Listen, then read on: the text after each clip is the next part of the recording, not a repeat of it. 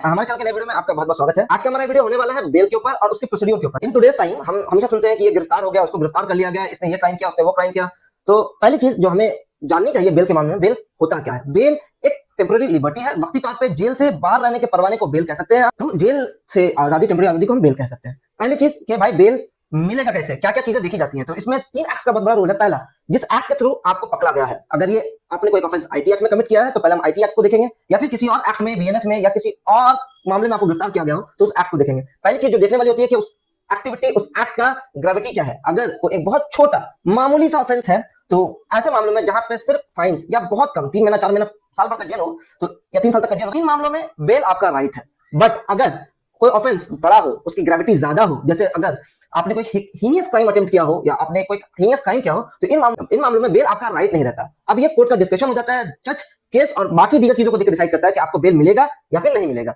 तो दूसरा स्टेप कि भाई अगर मैंने कोई क्राइम कमिट किया, वो छोटा है, बड़ा है, लेकिन उसमें बेल कैसे मुझे मिलेगा। तो प्रोसीड्यूर कहां है? प्रोसीड्यूर है बीएनएसएस एक्ट में, यानी भारतीय नागरिक सुरक्षा संहिता 2023 में इसका उल्लेख मिलता है। अगर कोई क्राइम आपने किया हो, जैसे मैंने बताया, अगर वो सेक्शन 478 बीएनएसएस एक्ट के अंदर एक पेटी केस हो, छोटा मामला हो, तो इस मामले में बेल आपका अधिकार है और आपको कोर्ट से या पुलिस स्टेशन से बेल मिल जाता है आराम से। लेकिन वहीं अगर वो एक्ट सेक्शन 480 के अंदर आता हो तो वो बन जाता है एक नॉन बेलेबल ऑफेंस। वैसे ऑफेंसेस जिनकी ग्रेविटी ज्यादा होती है, जो एक हीनियस क्राइम के तौर पे कैटेगराइज है, इन मामलों में बेल आपको आराम से नहीं मिलेगा। और इसमें और भी स्टेप्स शामिल है बेल के लिए।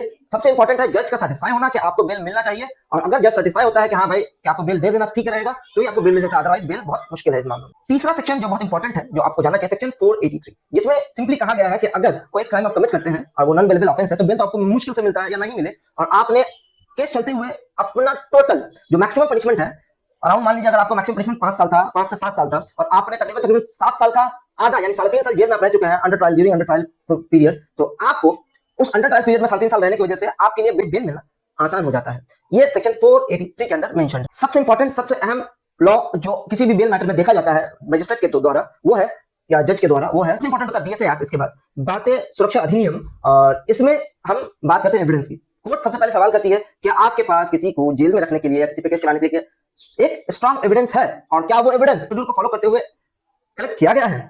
और अगर कोई केस सिर्फ शक की बुनियाद पर दायर किया गया हो, उसमें कोई स्ट्रांग एविडेंस ना हो, या फिर वहां पे कलेक्ट किए गए एविडेंसेस का चेन ब्रेक हुआ हो, chain of collection of evidence है वो ब्रेक हुआ हो, तो इन मामलों में बेल कोर्ट आसानी से दे देती है। आप इसको ऐसे समझ सकते हैं, अगर किसी भी केस में एविडेंस वीक हो तो आपका बेल पाने का चांसेस बढ़ जाता है। लॉ को सिंपल लैंग्वेज समझने के लिए हमारे चैनल को सब्सक्राइब करें, हमारे इस वीडियो को लाइक करें और अपने दोस्तों के साथ शेयर करें। Thank you.